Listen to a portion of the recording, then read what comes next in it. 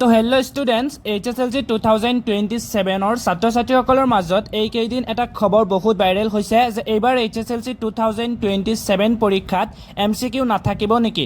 আৰু এই খবৰটো দেখি বহু ছাত্ৰ ছাত্ৰী চিন্তাত পৰিছে যে HSLC 2020 MCQ থাকক বা নাথাকক, যদি তোমাৰ প্ৰিপাৰেশ্যন ভাল তেন্তে ভয় কৰাৰ একো কাৰণ নাই। সেয়ে এতিয়াৰ পৰা ভালদৰে পঢ়া আৰম্ভ কৰা। প্ৰতিদিনে কমেও 4 পৰা 5 ঘণ্টা পঢ়িবলৈ চেষ্টা কৰিবা। এদিন 10 ঘণ্টা পঢ়ি পিছৰ 3 দিন নপঢ়াতকৈ প্ৰতিদিনে অলপ পঢ়া বেছি ভাল। তো কনচেপ্ট বুজি পঢ়িবা, কেৱল মুখস্থ নকৰিবা।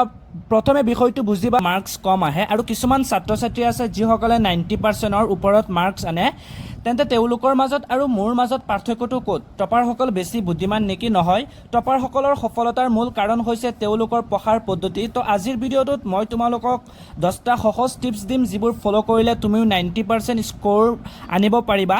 তো নাম্বাৰ 1টো হ'ল, টপাৰসকলে মন গ'লেই পঢ়া নকৰে। তেওঁলোকৰ এটা ফিক্সড ৰুটিন থাকে, প্ৰতিদিনে একে সময়ত পঢ়িবলৈ বহে। এদিন 10 ঘণ্টা পঢ়ি পিছত 3 দিন নপঢ়া, এইটো কেতিয়াও নকৰে। কনচিষ্টেঞ্চিয়ে সফলতা দিয়ে। কেৱল মুখস্থ নকৰে, প্ৰথমে বিষয়টো বুজিবলৈ ট্ৰাই কৰে, কাৰণ বুজি পঢ়িলে যিকোনো প্ৰশ্নৰ উত্তৰ দিব পাৰিব।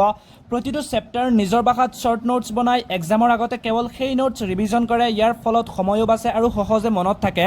তো টপাৰসকলে এবাৰ পঢ়ি এৰি নিদিয়ে, বাৰে বাৰে ৰিভিজন কৰে। ৰিভিজন নকৰিলে পঢ়া পাহৰি যোৱাৰ সম্ভাৱনা বেছি। তো যোৱা বছৰবোৰৰ কুৱেশ্যন পেপাৰ ছল্ভ কৰে। ইয়াৰ ফলত এক্সাম পেটাৰ্ণ বুজি পায় আৰু কনফিডেন্স বৃদ্ধি হয়। তো পঢ়াৰ সময়ত মোবাইলটো দূৰত ৰাখে, ছ'চিয়েল মিডিয়া ঘণ্টাৰ